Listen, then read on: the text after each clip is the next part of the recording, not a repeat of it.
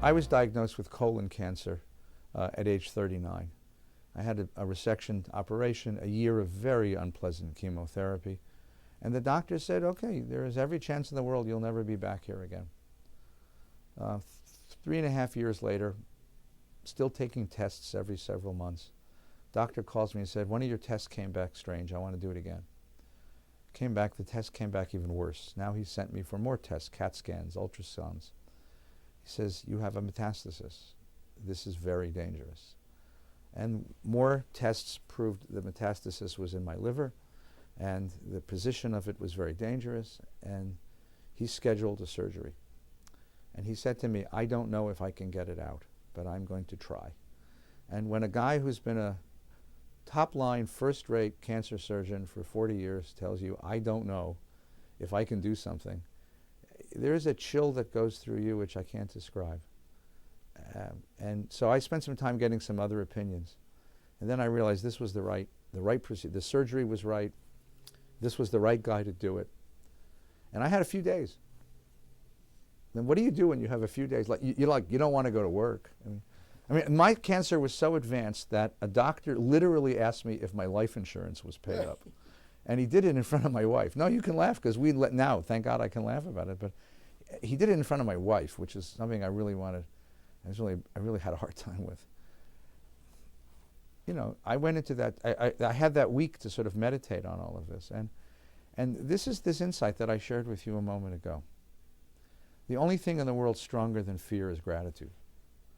I sat and had a very, very long talk with myself. And I came to the conclusion that if this really was the end of my life, I had no right to complain, because I'd had a life filled with so much blessing. I have years with my wife, who I love dearly. My kids are great. My parents at the time were still alive. Teachers, friends, people had come to me, the work I get to do in the world. I had no right to complain. Yeah, I would have liked another 40 years so I could watch my kids grow up. And what I missed most of all was the prospect of missing the key moments in their lives. So I sat down and began writing each of them letters. So maybe, you know, at the day they got married, they would have my words. And I got ready for whatever was going to come, but it was the sense of gratitude that the blessings of my life had been so profound. I really didn't have a right to complain if this was the end.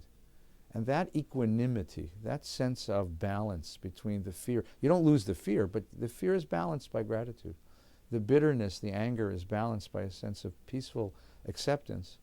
I was able to go into the surgery. I got very, very, very, very, very lucky. The right surgeon, the right moment, the tumor was in the right place, it hadn't spread.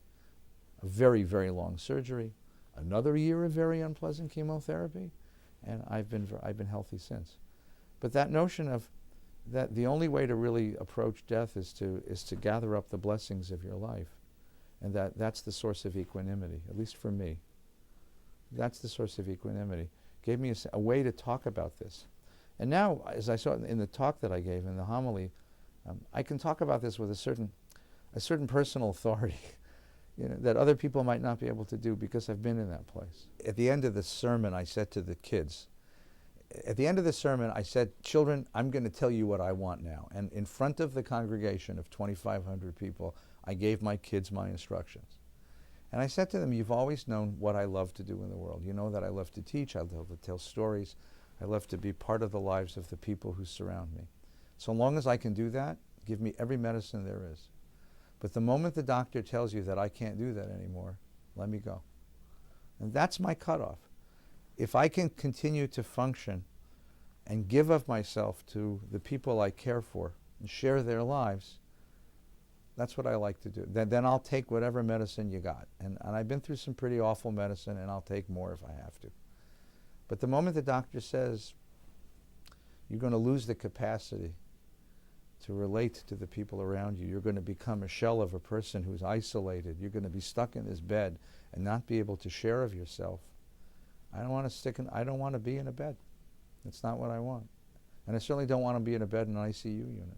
Not that I have anything against ICU units, but you know, it's not my idea of how life ought to come to an end. So I'm prepared for that.